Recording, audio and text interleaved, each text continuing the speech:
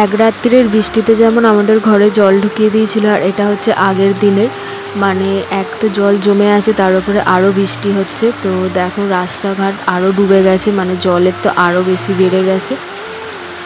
এটা হচ্ছে বিকেলবেলা, আগের দিন বিকেলবেলা এরকম মুষলধারে বৃষ্টি আরম্ভ হয়েছিল, পুরো একদম সন্ধে অবধি, এমনকি রাত্রিরেও হয়েছিল।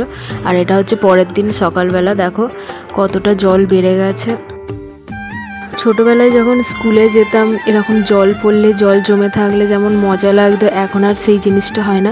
কোনো কিছু কাজ করতে গেলেই সে জলে নামতে হচ্ছে। তো মনে হচ্ছে এখন যেই বর্ষাকালটা কবে যাবে, এত জলে জল, চারিদিকে ঘরের অবস্থাও খুব খারাপ হয়ে আছে, গাড়িটাও পুরো ডুবে আছে জলের মধ্যে। আর দালানের দিয়ে উঠোনে তো আরও বেশি জল, আমাদের এখানে তবু এতটা জল, আমার মায়েদের ওখানে তো আরও বেশি জল, এক কোমরের ওপরে জল। তো এই বর্ষাকালে সত্যি যারা এরকম নিচু এলাকায় থাকে তাদের অনেকই কষ্ট সব কিছুর দিক দিয়ে।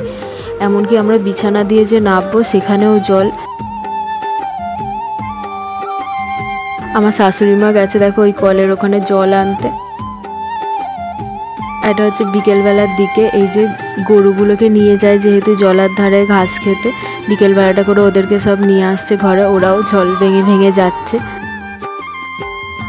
আর বিকেলবেলাটা করে যেহেতু বাবাই খাবার জল আনতে গেছিলো, তাই এখানে চাউমিন এনেছিল, আর আমার শাশুড়ি মা কিছু ডালের পকোড়া ভেজেছিল। তো সন্ধ্যেবেলা ওটাই খাওয়া হচ্ছিলো, আর রাত্রিবেলা আমি এখানে সয়াবিনের তরকারি বানাচ্ছিলাম।